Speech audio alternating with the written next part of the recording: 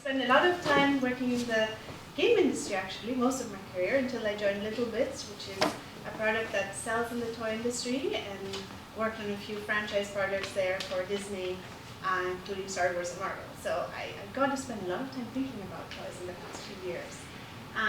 So I thought I'll take you on this journey with me. So as Maria said, my main job is I run a small studio in Washington, D.C. called Humans Who Play. And today, though, we're going to talk about toys. So it is the season for the parents in this room. You know that Black Friday is coming. For everybody else, you just know it for like other reasons. But that means that the toy industry is going to have a field day. This is when most sales in the toy industry happen. This particular weekend, about 165 million Americans will shop toys. That's almost 1 in 2 Americans in the country. NPD, which is this organization that tracks the toy industry and growth in the toy industry, estimates that by 2022 globally we will have about 99 billion in the market growth. So it's a huge industry, toys. And despite major retailers closing down, etc., it just does really well. And the reality of it, of course, is that toys. Kids have so many toys. The average American 10-year-old has about 230 toys. That's a lot of toys. If you are a parent like myself, you have definitely experienced toys taking over your living room. I mean, one by one, all the rooms in your house, and then you can never explain where they come from. And it's easy to just say, well, do kids even need all these things? Toys are just, crap, pardon my language. They're just, frivolous. We talk about toys very differently, actually, than we talk about games. I would say, especially in these settings of academia, we roll our eyes. We're like, why should we even pay attention to that? But yet, we are here in this conference because we care about play a lot, and toys are actually really core to that. So I'm hoping I'll take you on this journey of, looking at games through a critical lens and maybe inspire you to design some. There are a few reasons why toys are bad. So let's start by acknowledging that toys are mostly actually bad. They are not great examples of beautiful design. And there are 2 main reasons, I would say. One is, I challenge you to just Google toy executives. You can imagine what lies on the other end of this Google search, not people looking like me or you. And the reason is that the toy industry is really dominated by, I would say, 5 companies. It's a huge monopoly. And like the games industry, there hasn't been, an indie game community or an interest in different types of revisiting the medium or whatever, fringe scene, if you will. Toys have really been created by people who care a lot about the bottom line, sales and marketing. I always have this, when my kid brings back a crappy toy, she's really obsessed with Paw Patrols right now, which I hate. I just imagine, these executives being like, puppies, cars, let's have one female character, she's gonna be pink, and then it sells millions. And so I think that's one problem. And the other problem is, actually, I was gonna have that as a surprise image, but when we think of games, who do you think is the main audience of games? Teenagers or people like us, adults. Now when you think about toys, who do you think of the main audience about toys? Little kids, right? Guys like this one. And I think there's something problematic that happens to us, which is when we think of little kids, we tend to think of them as inferior in their capabilities. They are doing meaningless things. The things they play with doesn't really matter because we really have a very disrespectful, actually, view of little kids. And I think I am very guilty of that. As a game designer, I used to think, toys. They don't have goals, they're not systems, they don't have strategy. Why would I care? That's what little kids want to play with. And I feel like I've changed a lot of my mind about that. And I think actually a way to think of it is that children deserve really good toys. And the only way to do that is if people actually start thinking of designing toys that are to the level of the intellect of small children versus what might be happening most of the time now. So I'm going to take you through the stories of 3 classic toys and how they came to be, and yeah, how they might be more than silly things on a toy item. So the teddy bear, number 1. Who knows the story about Teddy Roosevelt and the teddy bear? Oh, a few people. So for those of you who don't know, it was November 1902, and Teddy Roosevelt, the President of the United States, decided to go on a hunting trip in Mississippi. And everybody on that hunting trip caught a bear, managed to find a bear and shoot at it, that's why they were doing that. But Teddy didn't. So his assistants were like, oh my goodness, we have to bring him a bear. So they brought him a living bear, tied it on the tree, and was like, here, President, now you can shoot this bear. And to his credit, Teddy Roosevelt said, no, I want to spare the bear. This is silly, I do not want to shoot this bear. And this instance quickly got politicized and became a cartoon. Now, a few weeks later, there's a candy shop owner in Brooklyn, New York. He sees this cartoon and thinks, being a candy shop owner, oh, I should make a stuffed animal that looks like this bear. And so a teddy bear got invented, and the rest is history. Now, there are a few interesting things about that story. Obviously, it's namesake. But then it's also a key point of how a toy essentially changed our viewpoint of wildlife and how we become actually compassionate and develop feelings like empathy for animals. Until that time, you have to remember, most people lived in rural areas. Bears were actually really scary beasts they were very afraid of. Moving into cities, that was kind of a turning point where bears could be a little bit more abstract and we could start loving wildlife.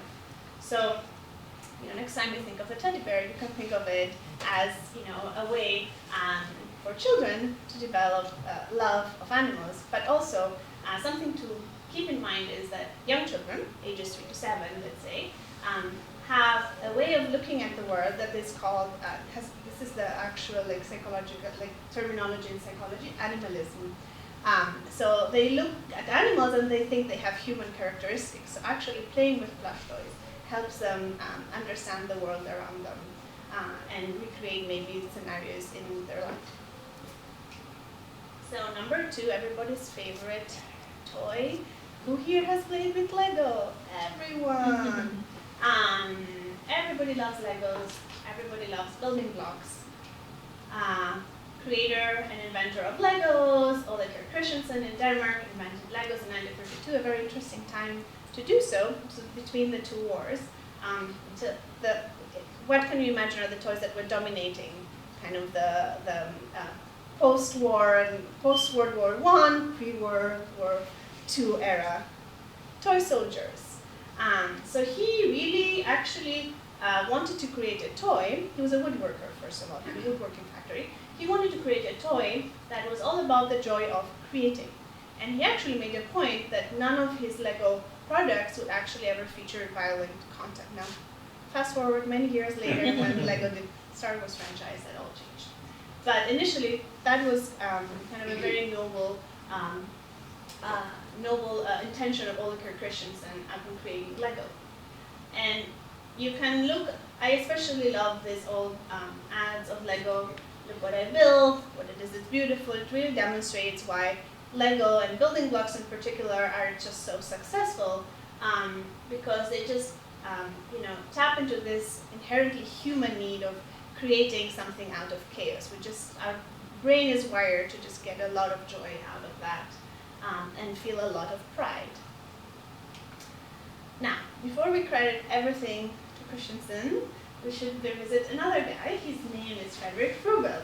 And he's the inventor of the block, actually, but also the inventor of kindergarten.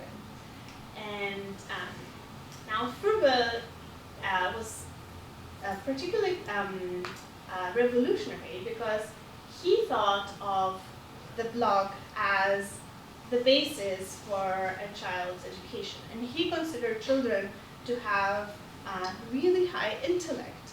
And therefore, he designed these objects, which he called gifts. So there are these little squares that you can hear. So in his kindergarten, kids had all these little boxes, and each one had different combinations of blocks inside, and he called them gifts. And the reason he called them gifts was because he thought, first of all, they were a gift to the child. He didn't consider blocks, to be thrown on the floor or, just randomly play with, but he really considered, a very thoughtful arrangement of them as the right way to play with them. And also, he called them gifts because he thought they reflected the gifts of a child, and he wanted teachers to observe the gifts a child comes into the classroom with. And this is a picture of the very first kindergarten. So kindergarten literally means it's half school, half garden. And he looked at blocks as something that reflected the crystalline structure of natural forms. And that's how children could also understand the natural world around them. Who recognizes these kind of toys? Oh, no, okay. One person that has been to a Montessori school, maybe. So these are Maria Montessori's classroom manipulatives. So Maria Montessori, also a huge progressive education pioneer. Many Montessori schools exist until this age. Same manipulatives kids use this day. My particular favorite is the pig tower. So that's a set of blocks, and it was just a very simple toy, just designed to enhance the idea of balance and structure as seen in the world around us. And it is actually quite a difficult toy for a 2-year-old to put together. It requires a lot of focus and attention. It's quite beautiful to observe in the classroom. So here's my Montessori. I think one of the other associations or influences in culture that the block and Fröbel created that we maybe don't discuss that often is architecture. So very famously, Frank Lloyd Wright, the famous architect, went to a Fröbelian kindergarten. And I'm just going to quote him.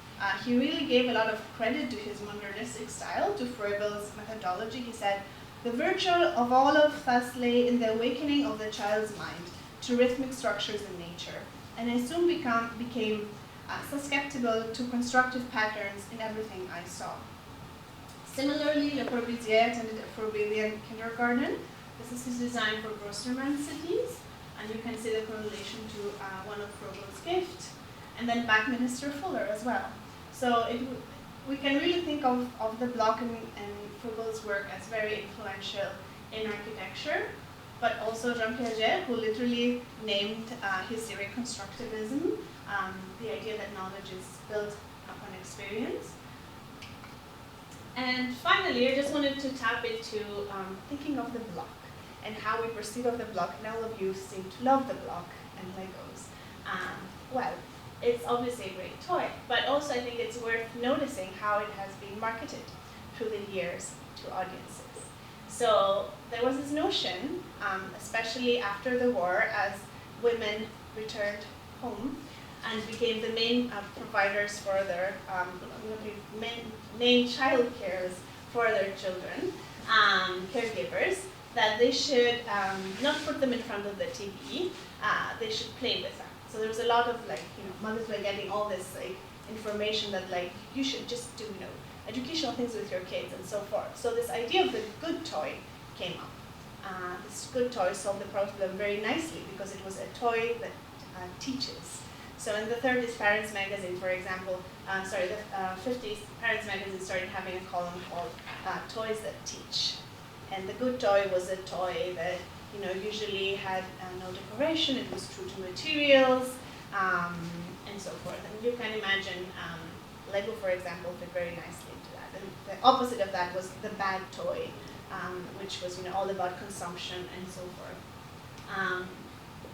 The other thing is that the block really tied into this the aspirations, I think, that parents had over the years of what they want their children to become.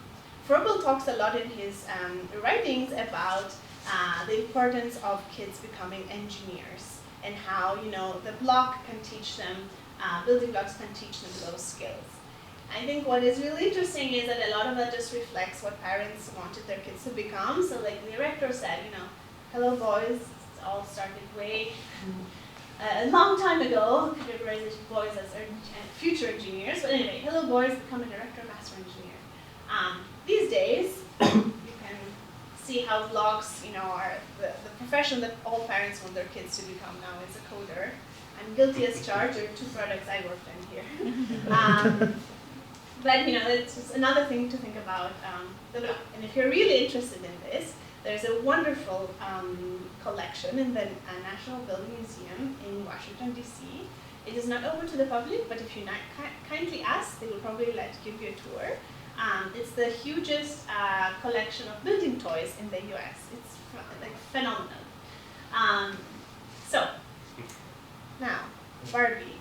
I can see some eye rolls in the audience. I really want to talk about Barbie, actually.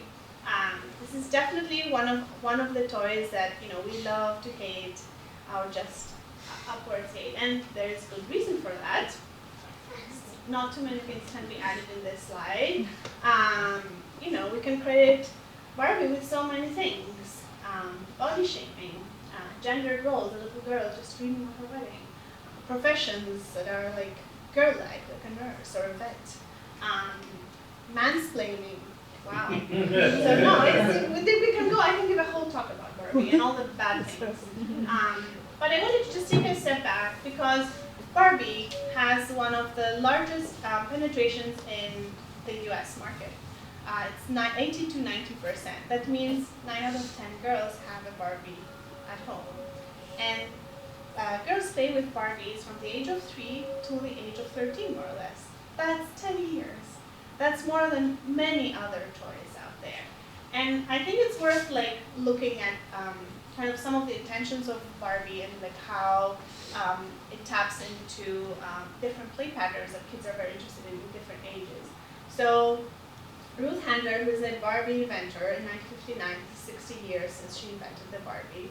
Also worth noting, this toy is still around versus a lot of other toys are not. She really saw the gap in the market for a doll for girls that would not be a baby.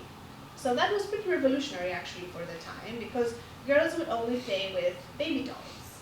And if you are a kid, one kid in the audience, do you like being called a baby?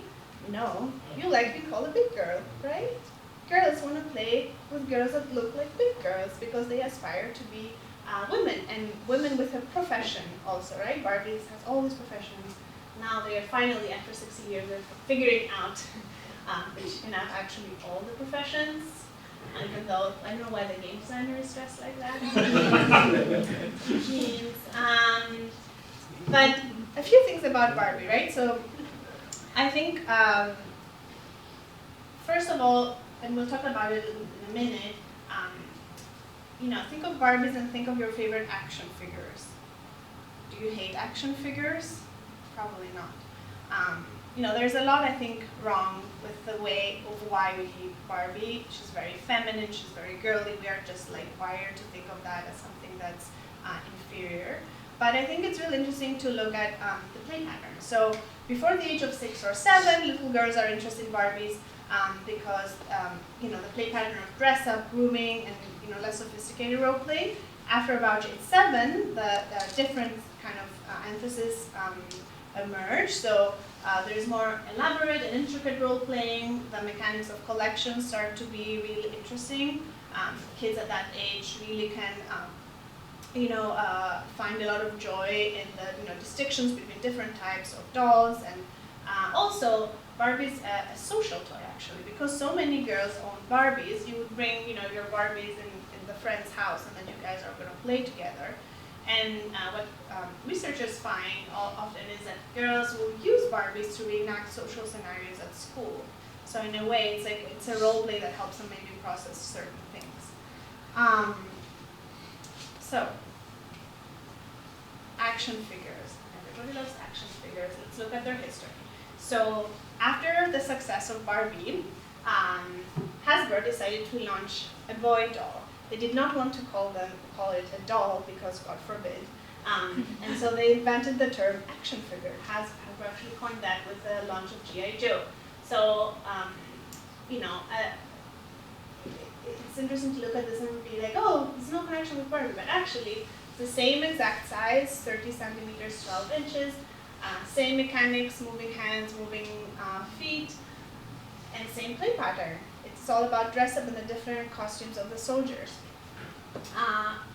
With the Vietnam War and support for that really waning, G.I. Joe actually went, stopped being popular, but toy companies quickly understood the potential of action figures, and franchises started becoming really popular. So comics were kind of one of the first avenues for like franchise action figures, and very popular until now. And then there's a really great documentary actually on Netflix about this. Star Wars action figures happened in 1976, and this really changed the whole industry when it comes to the design of action figures, because until that time there was not a direct franchise from movie to action figure, and Star Wars totally changed that.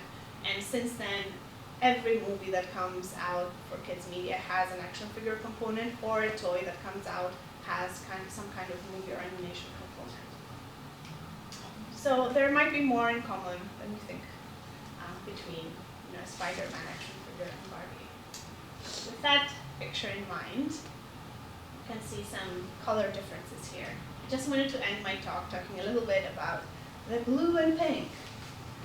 So this is just so upsetting. I recently was in, I think it was at Walmart with my daughter, and she got really upset about the fact, I have actually a slide later on, that there was a purple pirate ship, and why was it just for girls because it was purple? She could not understand it. But this is a new phenomenon. So historically, toys have been gendered in their marketing. You will see older toys like the Director said, it's for boys, dolls for girls. But you would also not see the color coding, and also see some toys like Legos with girls and boys playing together. And this is something that came out, the color marketing in the 80s, and it was just a smart way to convince parents to buy more toys for their kids. They were like, oh, you have a boy, you need the blue toys. You have a girl, you need the pink toys. And it's so unfortunate that it's still the case. I mean, there are big retailers like Target that are like, oh, we don't do this anymore, but they act like the toys are still this color. And you can see the Sears catalog from, I think this is 1956. Just pretty neutral color pattern. And then this is this year's Walmart catalog, LOL, Dollhouse. The other thing that happens with toys that are gendered, the New York Office for Consumer Affairs made a study, and we found that girls' toys usually have a 7% higher price tag. Here are two scooters, exactly identical. The pink one is $4 more. And even beloved companies do this. Like Lego decided to launch Lego Friends. Because why not? Like girls, they don't play enough with Legos, let's make them pink and purple and just have friends in it. And this is the example I would say that made my daughter really upset. The original one was way cooler. So, this is kind of the end of the talk. This is an older Lego system. I really like it because everybody's playing together. It's really neutral in its colors. I wanted to end with this. So toys, have been crappy because we let them be crappy, because not enough designers create them with respect to children's intellect, aesthetic ability, and cognitive needs. And my hope is that you leave today wanting maybe to perhaps design a toy yourself. I am doing that as we speak. I'm making a toy. It's really hard. You think software design is hard? Right? Manufacturing something.